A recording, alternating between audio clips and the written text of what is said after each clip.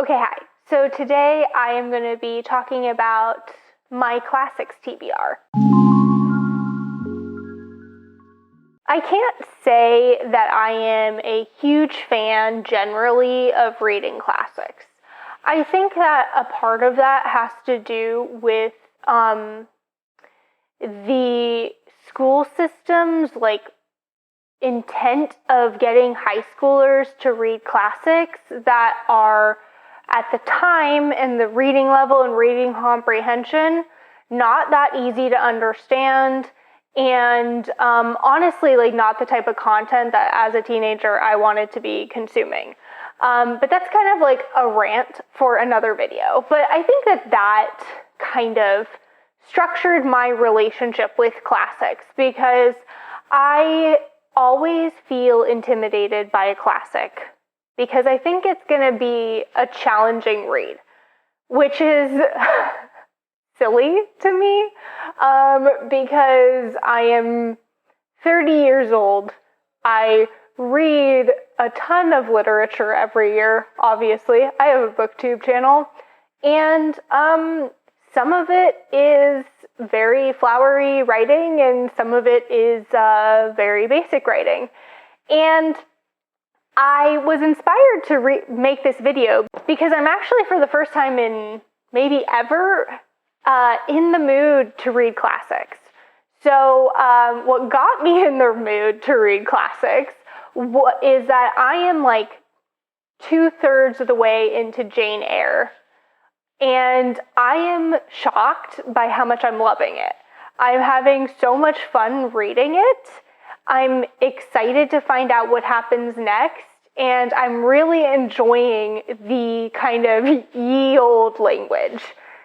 And so I was like, maybe 2024 is the year of classics for me. So all of that to say, I am going to go through my long list of classics that I'm going to pick from throughout the year. I'm going to go through in chronological order from the year that they were written, and I am not going to talk about a summary of it. I'm going to talk briefly about maybe the origin of the book, if it's in translation, and the year it was kind of time frame it was published. I do not plan to read all of these this year, but it's a list that I can pick from, and I know a lot of people that I interact with on BookTube are classics readers, so I would appreciate your input. All right, so we're starting in 1592 with Monkey, and this is a Chinese classic translated from the Chinese. Oh, defining a classic. Okay. People are going to disagree with me on this. Truly, I don't care. But I am defining a classic as anything that was published more than 50 years ago. So my cutoff date is 1974. 1817, we have Northanger Abbey by Jane Austen. This would be my second Jane Austen. I have read Emma, which I thought was okay. We are in 1847. Jane Eyre. I'm currently reading this. I will have it finished by the end of January. Next, we're going on to a different Bronte in 1848, The Tenant of Wildfell Hall. I have heard many people talk about this book. It sounds like the right next step in the Brontes for me. And then Dombey and Son by Dickens. I have read pieces of Dickens. I don't think I've ever finished a Dickens. I think I've read portions of Great Expectations for a class in college. I've watched Katie at Books and Things video a few years ago on Dickens books, and this felt like the one that I was most interested in reading. And then 1855, North and South. We are into 1860, The Woman in White. I'm interested in getting into some genre fiction as well, so that's why this is on the list. Along the same line, 1872, Carmilla. This is pre-Bram Stoker Dracula or vampires. And I've read Dracula, and I really didn't like it, so I'm hoping I like this. Okay, and then we have 1878, Halal ad-Din by Rafi. This is translated from the Armenian. 1883, Life Among the Paiutes. So this author is noted for being the first Native woman known to secure a copyright and to publish in the English language. Okay, and then 1884, another American classic, The Adventures of Huck Finn. 1885, this is The Squatter and the Dawn. I don't think this is translated, but this author is the first writer of Mexican origin to write and publish English language novels in the United States. 1887, some of these are nonfictions, by the way, and I haven't called that out, like Life Among the Paiutes is nonfiction. In 1887, 10 Days in a Madhouse came out, which is, again, nonfiction, and this is American. 1891, The Picture of Dorian Gray.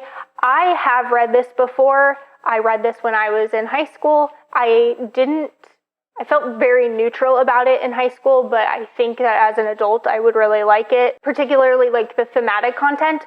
So I want to do a reread. 1896, The Island of Dr. Moreau. This would be the first H.G. Wells that I complete. I attempted War of the Worlds and DNF'd it, but I'm hoping to get along with his writing style a little bit more with this plot. 1918, Despised and Rejected. This is a queer classic, and I believe Rose Olatini wrote this originally with a pseudonym. Yes. 800 copies were sold before the book was deemed morally unhealthy and most pernicious. I love a classic like that, you know?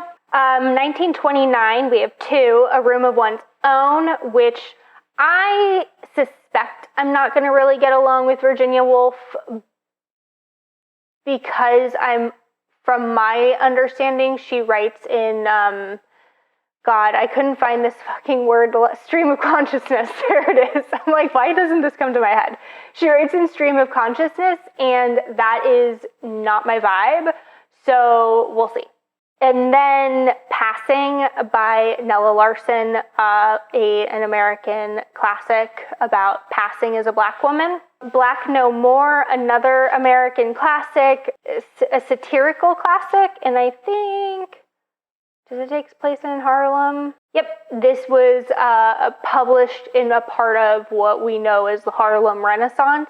The Conjure Man Dies. This is a Black American classic set in 1930s Harlem.